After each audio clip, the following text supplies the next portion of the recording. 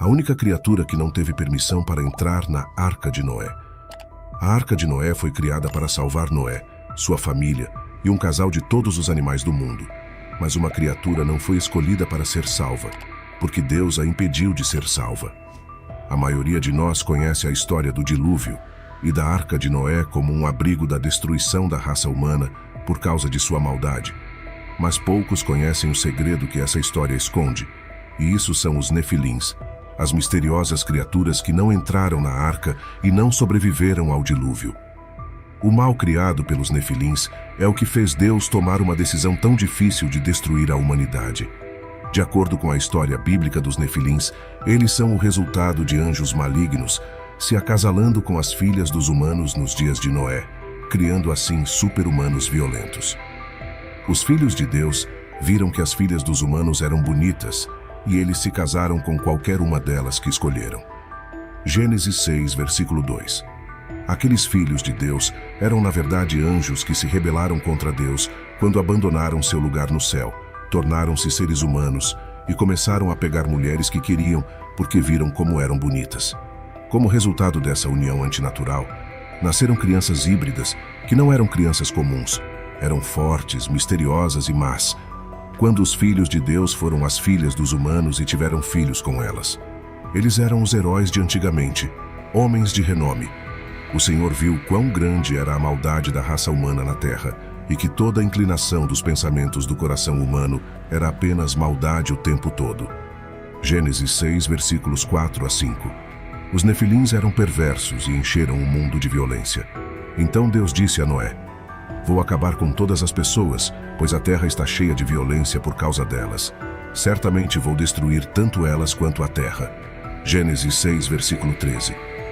Uma sombra de maldade e ira foi lançada sobre a terra e sobre toda a criação por causa dos Nefilins. O mundo se tornou um lugar violento. Eles começaram a controlar a humanidade e rapidamente a levaram à corrupção moral e de valores. Então Deus viu que isso era suficiente e decidiu destruir a humanidade. Mas ao lado de ter que destruir a humanidade, Deus sabia que tinha que salvar todos os animais que ele criou, porque nenhum defeito foi encontrado neles.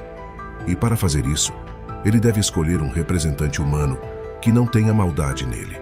Foi assim que Noé foi escolhido, já que ele tinha uma personalidade especial de uma pessoa justa que não era má. E ele era Noé, é uma figura-chave na transição entre o passado e o futuro antes e depois do dilúvio. Noé tinha uma escolha em relação ao seu comportamento moral. Ele poderia ter escolhido ser perverso como o resto de sua geração, mas escolheu ser justo. Depois que ele o escolheu, Deus ordena a Noé que construa uma arca e lhe conta sobre seu plano de destruir o mundo com um dilúvio. A missão atribuída a Noé é salvar sua família e os animais que Deus criou.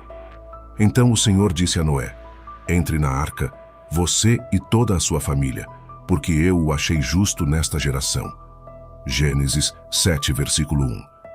Nem todos notaram o fato de que foi Deus quem convidou Noé e sua família para entrar na arca para se juntar a ele.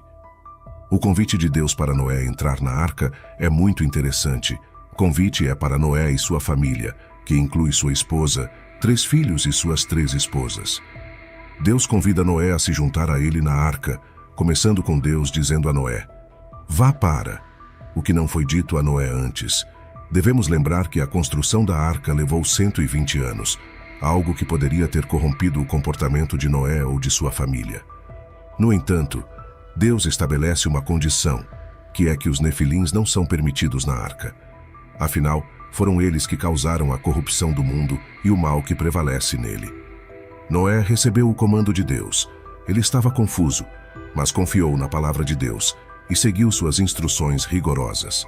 Talvez o que tornou os Nefilins mais perigosos foi que eles viram Noé construindo uma enorme arca de madeira por 120 anos e perceberam apenas no momento do dilúvio que não foram convidados, o que criou muitas perguntas em torno da história de se os Nefilins sobreviveram ao dilúvio.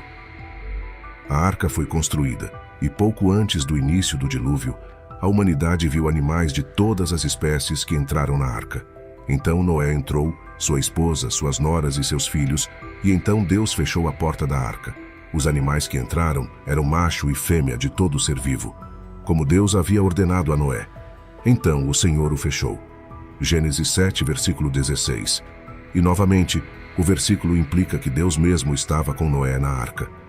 Deus foi quem chamou Noé para vir à arca, e ele foi quem fechou a porta da arca antes do início do dilúvio. Fechar a porta por Deus é um símbolo de que após o julgamento de Deus sobre o mundo, não havia uma pessoa que pudesse mudar seus caminhos e entrar na arca. É simbolizado o ponto de não há volta. Então a Bíblia diz que todos fora da arca morreram no dilúvio. As águas subiram e cobriram as montanhas a uma profundidade de mais de 15 côvados. Todo ser vivo que se movia na terra pereceu. Pássaros, gado, animais selvagens, todas as criaturas que se agitam sobre a terra e toda a humanidade. Tudo em terra seca que tinha o sopro de vida em suas narinas morreu. Todo ser vivo na face da terra foi exterminado. Pessoas e animais, e as criaturas que se movem ao longo do solo, e as aves foram varridas da terra. Só Noé restou, e aqueles com ele na arca. Gênesis 7, versículos 20 a 23. Todos os nefilins morreram no dilúvio, já que não entraram na arca. Além disso, a Bíblia confirma que apenas os justos na fé sobreviveram ao dilúvio, e todos os ímpios na terra, incluindo os anjos rebeldes e seus descendentes. Proibir os nefilins de entrar na arca acabou sendo a decisão certa. Apesar de sua extinção, o legado dos nefilins continuou em histórias posteriores. Também vai até Moisés relatando sobre os nefilins, vistos pelos 12 espiões dos israelitas que espiaram por 40 dias na terra prometida. Talvez os espiões tenham mentido quando disseram que a alta tribo dos Refaitas era os gigantes nefilins, e eles distorceram grosseiramente a comparação quando disseram que os israelitas eram apenas do tamanho de gafanhotos ao lado deles. Mas junto com o falso relatório dos 10 espiões temerosos e sem fé, houve um relatório dos 2 espiões fiéis, Josué e Calebe. Por causa do relatório negativo e do medo dos israelitas, Deus puniu toda a geração que não acreditava em seu poder, vagando por 40 anos no deserto do Sinai, até que a geração sem fé morresse, exceto por Josué e Calebe. E assim a próxima geração herdou a terra prometida. A história dos nefilins não sobreviveu ao dilúvio nos dias de Noé. O relatório dos espiões foi um fruto da imaginação dos espiões da terra e dos israelitas sem fé, apesar do fato de terem testemunhado a vitória milagrosa sobre o exército de elite egípcio afogado no Mar Vermelho. O termo nefilins aparece 2 vezes na Bíblia, uma vez em Gênesis 6, versículo 4, e uma vez em Números 13, versículo 33. A identidade exata dos nefilins e dos filhos de Deus é motivo de debate entre os estudiosos, com alguns propondo que os filhos de Deus eram anjos caídos, e outros sugerindo que eles eram descendentes de Sete. É um lembrete muito profundo das consequências destrutivas do pecado, mas também uma demonstração da justiça de Deus, e é por isso que a Arca de Noé é lembrada como um símbolo de esperança e salvação. Esperamos que você tenha aprendido algo novo hoje. Se você aprendeu, dê um like neste vídeo e compartilhe com seus amigos. Você pode compartilhar conosco o que sabe deixando um comentário abaixo. E não se esqueça de se inscrever em nosso canal para mais conteúdo informativo e divertido. Muito obrigado e até a próxima vez.